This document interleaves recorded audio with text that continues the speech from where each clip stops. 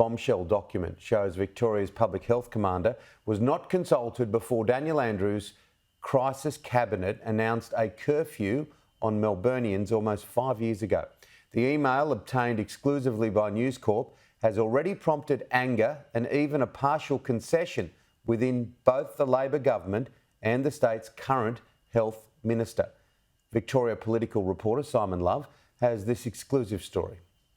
August 2, 2020, a crippled Victoria imposed with the unthinkable prior to COVID, a curfew. This is certainly awful advice to have to give to any government. But fast forward nearly 5 years and only now is the disconnect between the state government's decision-making becoming clear. I'm angry on this one, and I think back to the time that all Victorians, including myself, complied with the rules that were put out by the Labor government. People were dying and we needed to take very strong actions in order to keep people safe.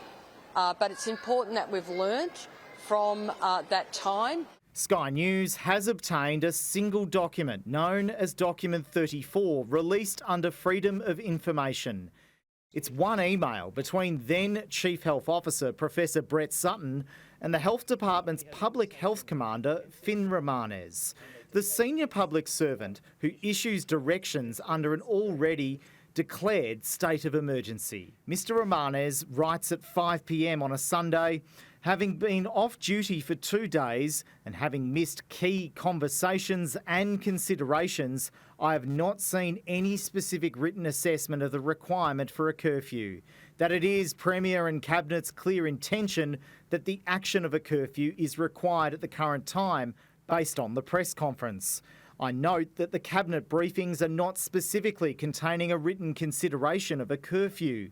In this way, the action of issuing a curfew is a mirror to the state of disaster and is not occurring on public health advice, but is a decision taken by Cabinet and announced today as an important step in the response. Do you agree that a direction can be issued by me indicating a curfew? Professor Sutton responds, your assessment is correct as I understand it, as a public health direction mirroring the curfew already decided in the state of disaster.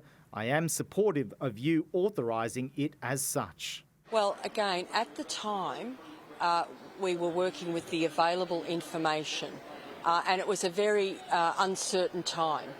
The curfew was a decision by Daniel Andrews' Crisis Committee of Cabinet. It had 8 members, including now Premier Jacinta Allen. In August 2020, it did not include the current Health Minister, Mary Ann Thomas. For years, her department has fought the document's release, even at VCAT, to opposition MP David Davis. In a statement, David Davis told Sky News it is only through the drawn-out process of FOI that Labor has been forced to cough up its tawdry secrets.